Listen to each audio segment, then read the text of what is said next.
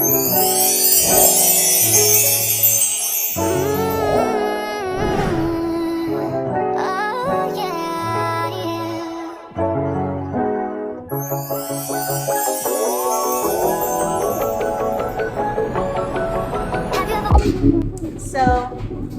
today the Lord is just talking to me about following Him, definitely motivation to actually do what He is telling me to do, and to just keep going the course that He has put me on.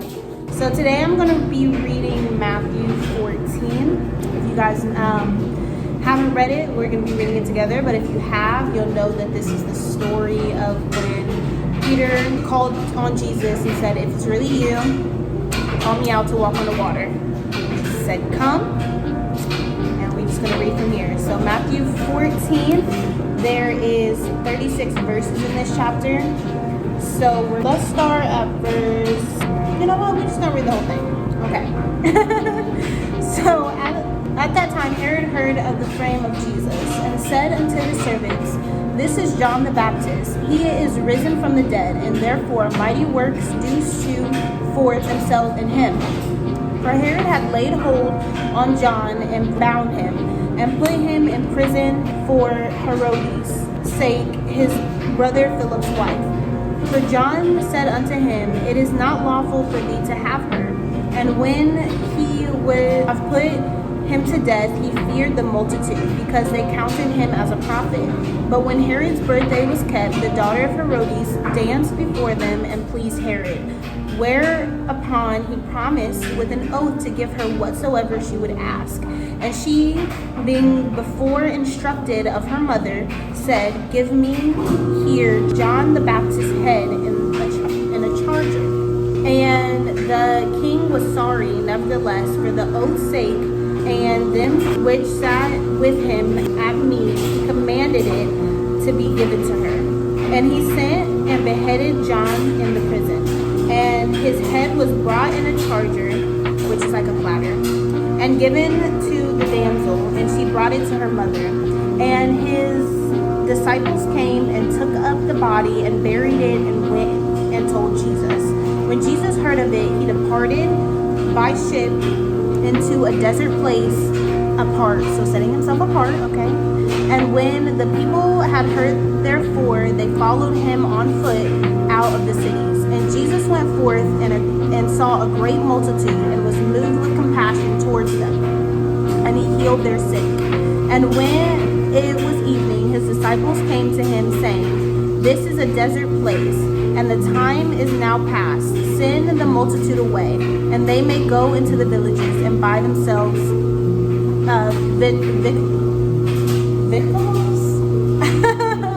food." But Jesus said unto them, "They need not depart. Give ye them to eat." And they say unto him, "We have here but 5 loaves and 2 fish." He said, "Bring them hither to me." And he commanded the multitude to sit down on the grass, and took the 5 loaves and 2 fish, and looking up to heaven, he blessed and brake, and gave the loaves to his disciples, and the disciples to the multitude. And they did all eat, and were filled. And they took up the fragments that remained, 12 baskets full. And they that had eaten were about 5,000 men, beside women and children. And straightway Jesus trained his disciples to get into the ship, and to go before him unto the other side, while he sent the multitudes away. And when he had sent the multitudes away, he went up into a mountain apart to pray. And when the evening was come, he was there alone. So that's to verse 23. So I'm going to go ahead and talk about it, and then keep going. So first, in this chapter, what began?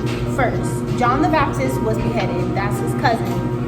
So the person who everyone was putting so much faith in, so much, oh my gosh, he's so different. He definitely is a prophet sent from the Lord, but like Jesus was literally right in front of them. So John the Baptist had to, of course, become less, so Jesus become more, and he was born to pave the way for Jesus coming, and that's exactly what he did.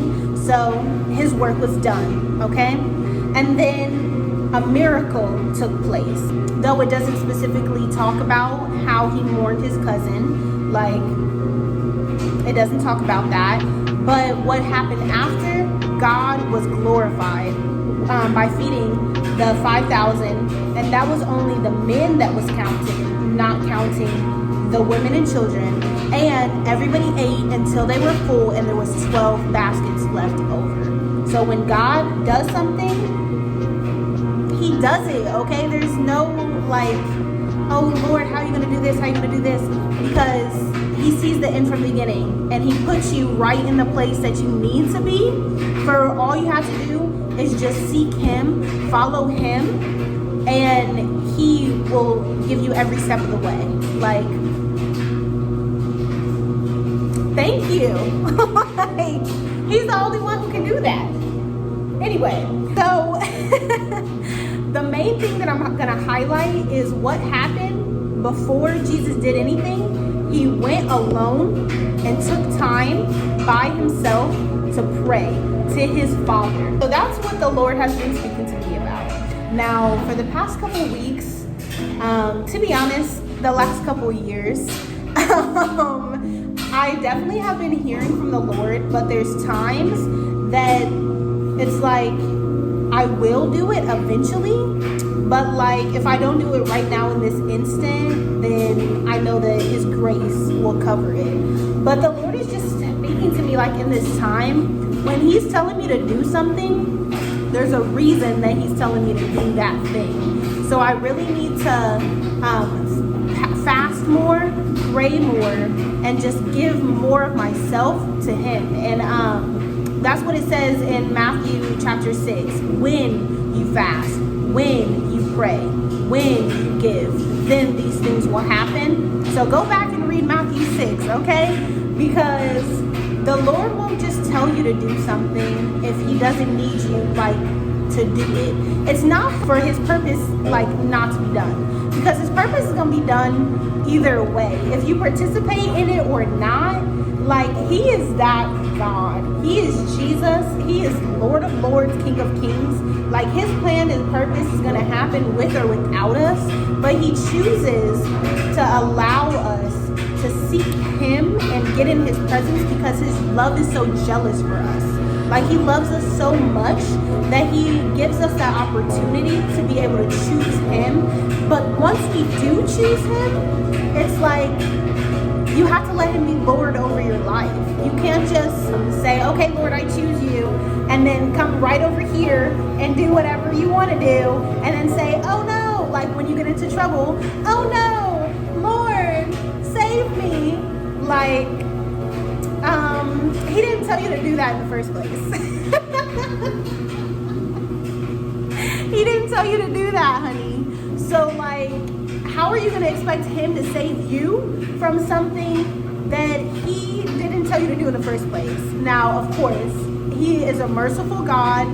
He loves us so much that even when we do get ourselves in trouble, of course, he's already found a way to get you out. But the way is going to be the way that you don't want to go. The way is going to be the way that you are not strong in sometimes. Like, because where we are weak, he is strong. And that's where he is testing us and trying us to say, you know what? I put it in you. I see something in you. And I need that to be pulled out of you even more. Okay? That thing that you have, I didn't put that there. So I need that to be delivered out of you. Like, whichever way. You know what? I see that light in you, but you don't see that light in you. So I'm going to put you in this situation to where others will see that light in you, and they'll show you and tell you that you have that light in you. But you have to be the one to see where I've placed you so that you can see what I'm trying to show you and what I'm trying to tell you. Okay? Like, that's how the Lord speaks to us. At least me. Like, he already knows what he's trying to tell me, but he wants us to seek him. Like, he wants us to really just 100% less of ourselves and more of him. And when we're so less of ourselves, then he has that opportunity to be able to keep pouring until there's nothing more, and then you're just overflowing. And that's where that overflow of fruit comes, to where you'll walk into rooms and you won't have to do anything, but everyone in that room will already know, like, something about to happen. And then once that thing happens, what are they gonna do? Glorify God. Not because, like, not because you did anything, but you allowed God to use you for him to get his due glory. Okay? Let's keep going. Okay, so I'm gonna read verse 23 again. So, and when he had sent the multitudes away, he went up to a mountain apart to pray, and when the evening was come, he was there alone. 24.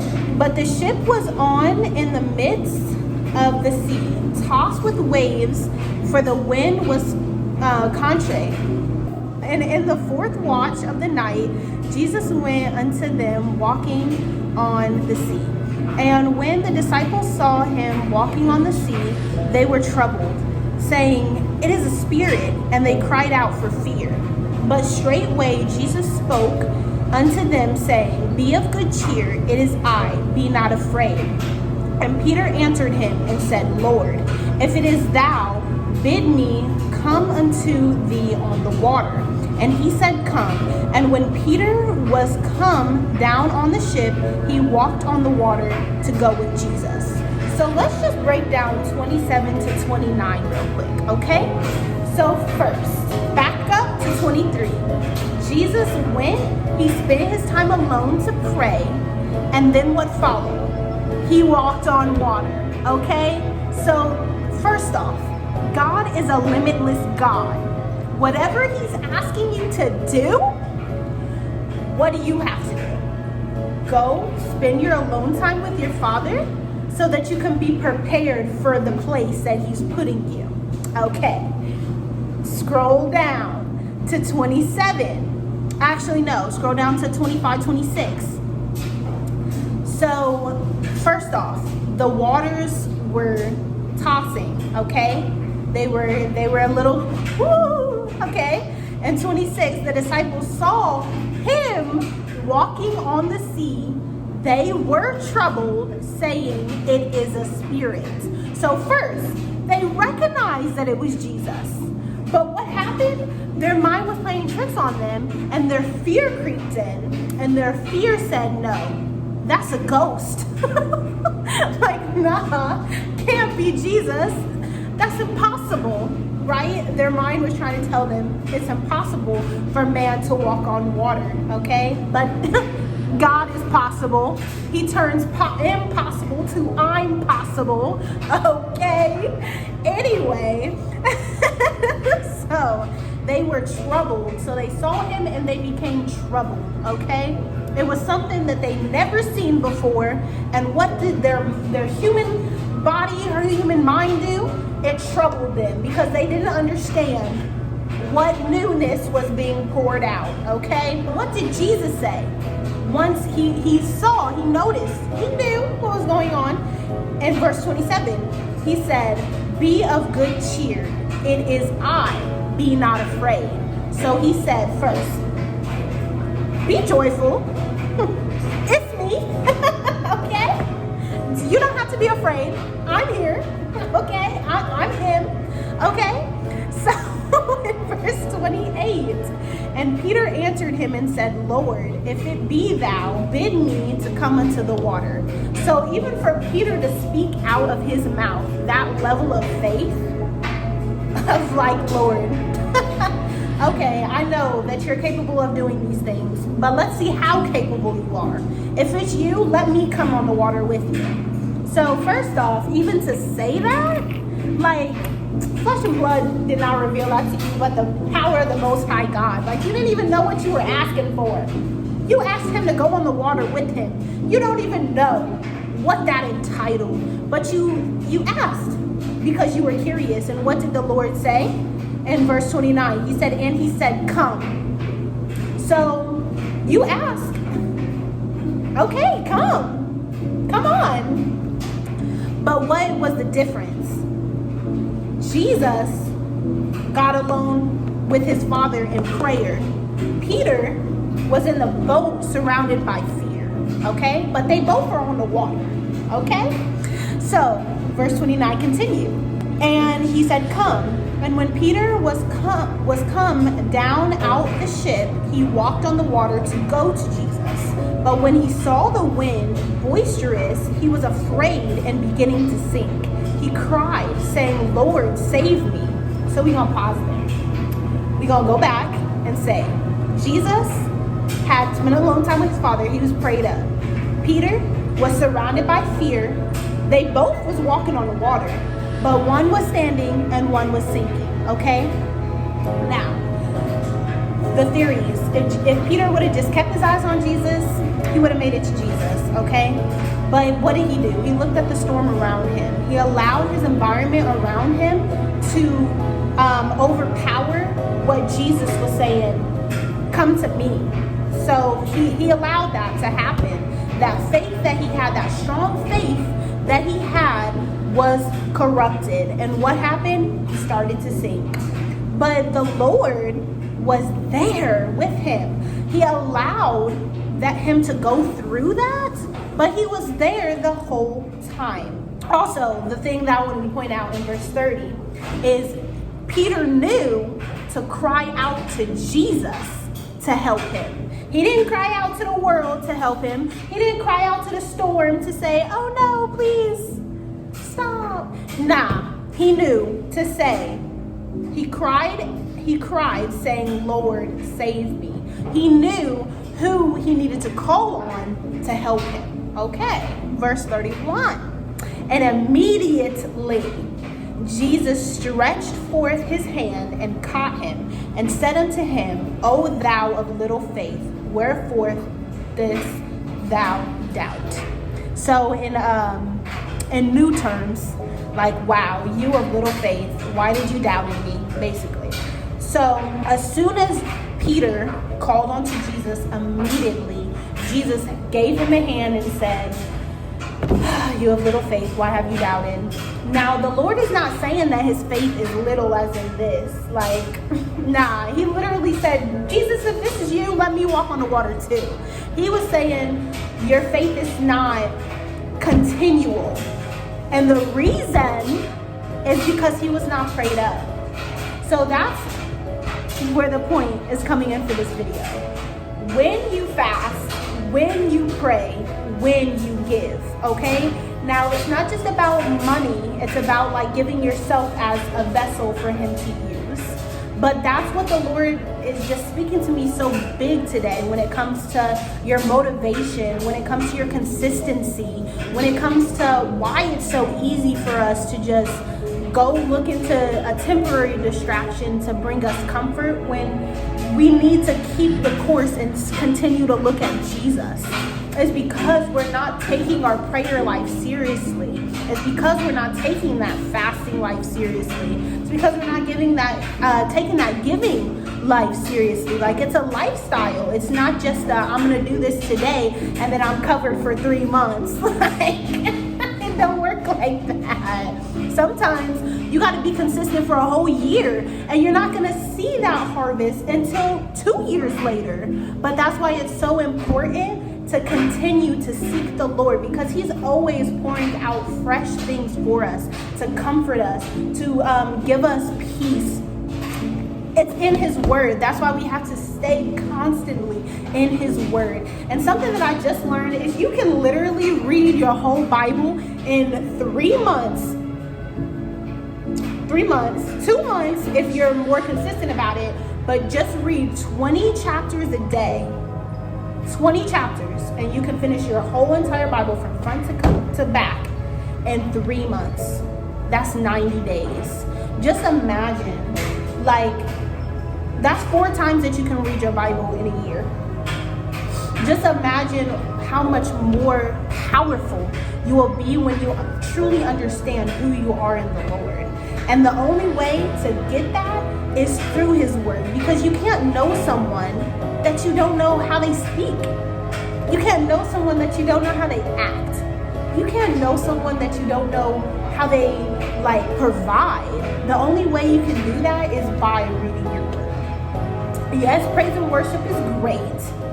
Yes, fasting is great. Yes, giving is great, but it means nothing if you don't read your Bible and spend that time with the Lord that you need. Like, it means nothing. Though, like, the Lord, he doesn't see it, because he's like, you're doing great in this aspect, but you're not coming to me. You're doing things and expecting me to give to you, but you're not seeking me in that quiet time, in that place. So, of course, this word is for me, because it's to me, through me, always. But I just had to let that out today. So, Matthew 14 and Matthew 6. Go read your Bible. Have